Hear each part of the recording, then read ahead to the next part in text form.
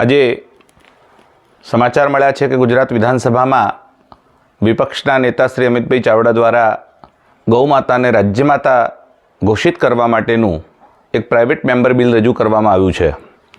ખૂબ જ આનંદનો વિષય છે કે મહારાષ્ટ્ર પછી આજે ગુજરાતમાં પણ આ વાત લોકો સુધી પહોંચી છે।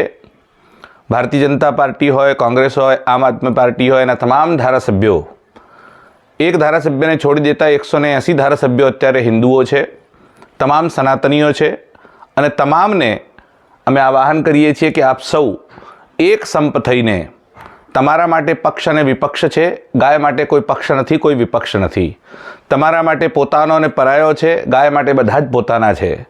એટલે ગાય આપણી સૌની માતા છે। એ કોંગ્રેસની પણ માતા છે, ભાજપની પણ માતા છે, આમ આદમી પાર્ટીની પણ માતા છે, કોઈ અપક્ષ કે નિર્દલીય છે એની પણ માતા છે।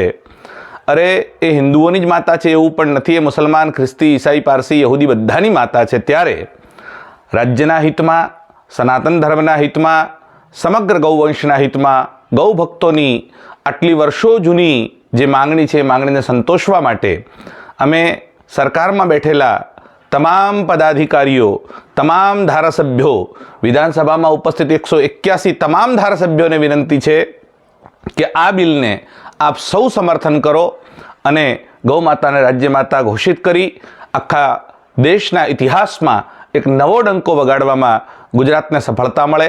તમે કઈ પાર્ટીના છે ભૂલી જાઓ, તમે ગાયના સેવક છો, ગાયના ભક્ત છો, ગૌમાતા તમારી માતા છે।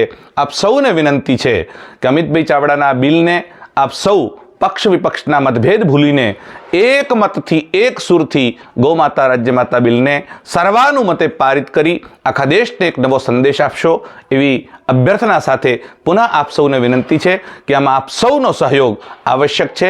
ભારતીય જનતા પાર્ટી, આમ આદમી પાર્ટી કે અન્ય કોઈ નિર્દલીય છે, અમારા માવજીભાઈથી લઈ અને ભૂપેન્દ્રભાઈ સુધી, શંકરભાઈથી લઈ અને પ્રવીણભાઈ સુધી બધા જ લોકોને વિનંતી છે કે તમે આમાં સંપૂર્ણ સમર્થન કરી ગૌમાતાને રાજ્યમાતા ઘોષિત કરી આજના દિવસને ઐતિહાસિક બનાવો।